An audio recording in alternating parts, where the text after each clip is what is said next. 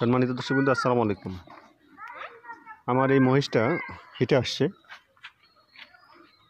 গত গত মাসেও দেখা গেছে, আজকেও দেখা যাচ্ছে যে এটা হিটে আসে। হিটটা আসলে এরকম না যে আটকানো যাবে না, এরকম না।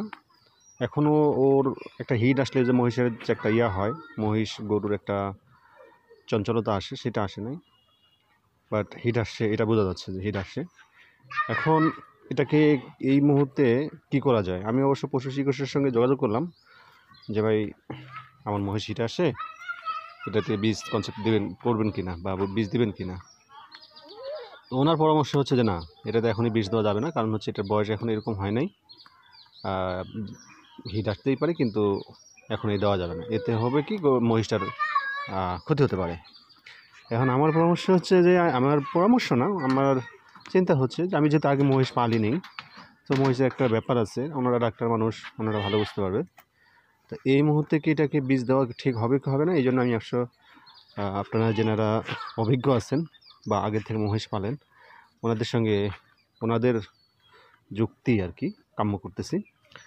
আর প্রথম কথা হচ্ছে যে, খুব আশা নিয়ে মহিষটা পালি, তো মানে মহিষটা যদি হিটে আসবে, বাচ্চা কনসেপ্ট করবে, খুব ভালো লাগবে আর কি, লালন পালন করতেও খুব ভালো লাগবে।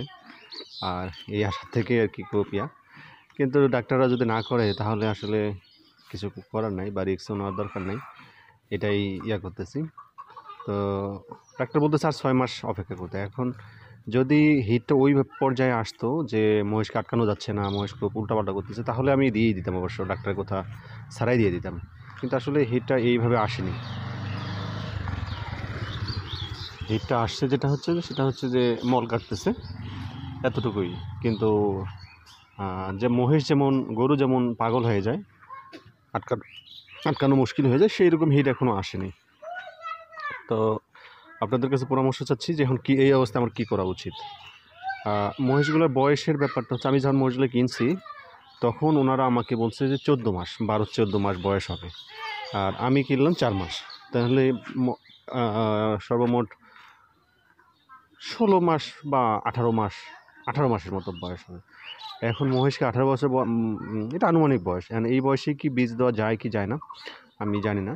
তো আপনারা যেনারা জানেন বা আমার ভিডিওটা যেনারা দেখবেন, অবশ্যই একটু শেয়ার করে দিবেন আর সাবস্ক্রাইব করে দিবেন, যাতে অন্যরাও দেখার সুযোগ পায়। আমি একটা পরামর্শ পাবো, নতুন কৃষি উদ্যোক্তা হয়ে কৃষিকাজ করি, পাশাপাশি মহিষ পালন করি।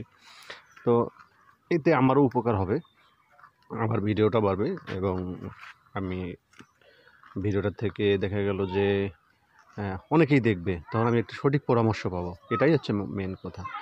তো দোয়া করবেন। আর আপনারাও যারা মহিষ পালনের চিন্তাভাবনা করতেছেন, আমাকে জানাবেন। আমি আস্তে আস্তে শিখতেছি ভাই, এমন না যে আমি শিখেই একবার এখানে আসি। শিখতেছি, এখনও শিখতেছি, শেখার শেষ নেই। অবশ্যই হেল্প করব। আর মহিষের এরকম বাচ্চা সংগ্রহ করার জন্য যদি বলেন, আমি অবশ্যই সংগ্রহ করে দিতে পারবো, কারণ আমি এই মহিষ নিয়ে অনেক করতেছি, গবেষণা যেটাকে বলে, কীভাবে মহিষ পালতে হয়, মহিষের বাচ্চা কোথা থেকে কালেকশন করা যায়, তারপরে এরকমই আর কি। অনেক মহিষ নিয়ে, সবসময় মহিষ নিয়েই থাকি, কারণ খুব আবেগ নিয়ে মহিষগুলো পালন করি, তো চিন্তাভাবনা সবসময় মহিষ নিয়েই থাকি। তো আপনারা সবাই কোনো দরকার হলে অবশ্যই আমাকেও জানাবেন। আর আমি আমার কোনো, যেমন আমি আপনাদের কাছে পরামর্শ চাচ্ছি, এরকম পরামর্শ আমিও আপনাদেরকে দিতে পারবো ইনশাআল্লাহ। আর ভালো লাগলে অবশ্যই চ্যানেলটা সাবস্ক্রাইব করবেন আর দোয়া করবেন। সবচেয়ে বড় কথা হচ্ছে দোয়া করবেন। সবাই ভালো থাকবেন। আসসালামু আলাইকুম।